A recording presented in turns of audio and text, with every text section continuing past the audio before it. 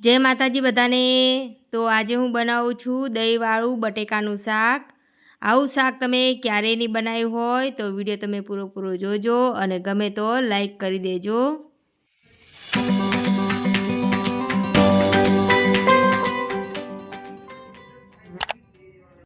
દહીંવાળા બટેકાનું શાક બનાવવા માટે બટેકા લઈ લેવાના છે। બટેકા એક સરખા જ લેવાના છે। સરસ 2-3 પાણી ધોઈ નાખવાના છે।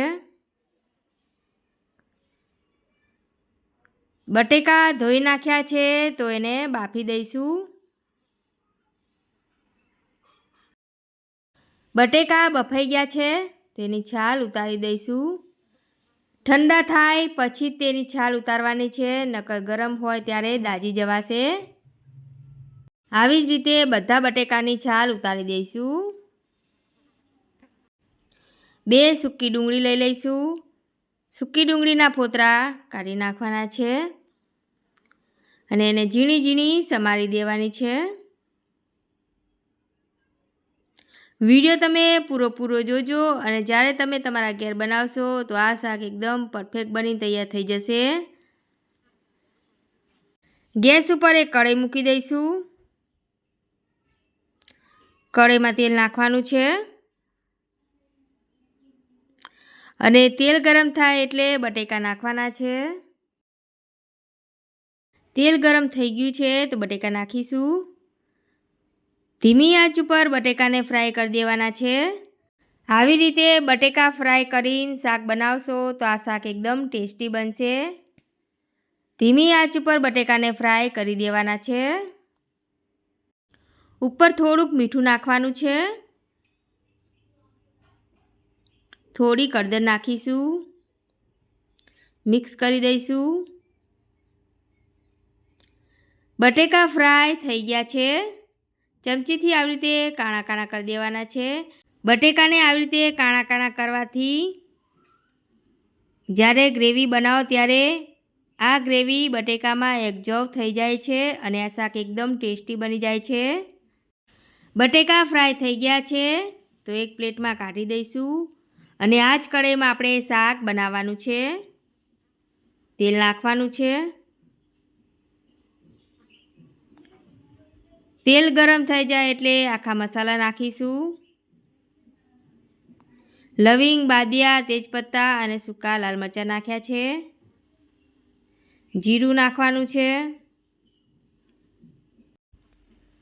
ઝીણી સમારેલી ડુંગળી નાખવાની છે। ડુંગળીને સરસ ધોઈ નાખવાની છે, પછી તે શાકમાં નાખવાની છે।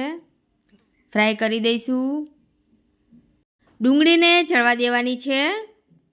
થોડીક હિંગ નાખીશું અને મિક્સ કરીશું। આદુ, મરચાં, લસણની પેસ્ટ નાખવાની છે। ડુંગળીની ગ્રેવીને ધીમી આંચ ઉપર ચડવા દેવાની છે। એક વાટકીમાં દહીં લઈ લઈશું। ધાણા જીરું પાવડર નાખીશું। લાલ મરચું નાખવાનું છે। ગરમ મસાલો નાખીશું।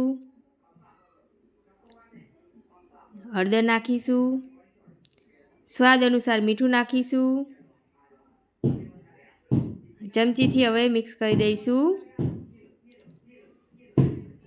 મસાલા તમે તમારા હિસાબથી તમે ઓછા કે વધારે નાખી શકો છો। તો સરસ એકદમ મિક્સ થઈ ગયું છે।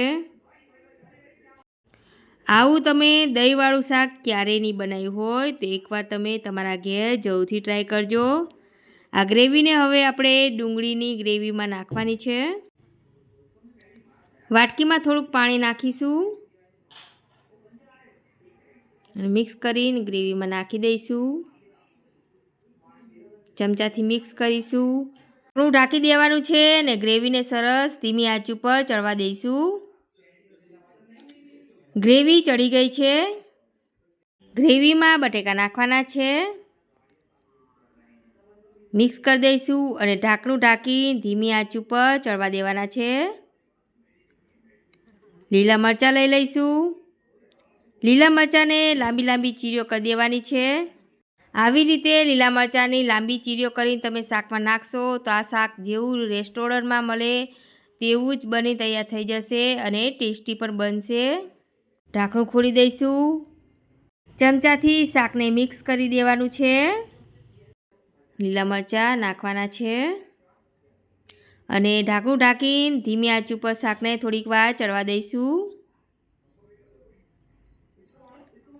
કોથમીર લઈ લીધી છે. કોથમીરને ધોઈને અને ઝીણી સમારી દીધી છે. શાક ઉપર નાખીશું. દહીંવાળું બટેકાનું શાક બનીને તૈયાર થઈ ગયું છે. આવી જ રીતે તમે તમારા ઘેર જરૂરથી ટ્રાય કરજો. આ વિડીયો તમને કેવો લાગ્યો તો કમેન્ટ કરીને જરૂરથી અમને કહેજો. નવા હોય તો સબસ્ક્રાઈબ કરજો અને શેર કરી દેજો. અમારો આખો વિડીયો જોવા માટે તમારો આભાર અને જય માતાજી બધાને.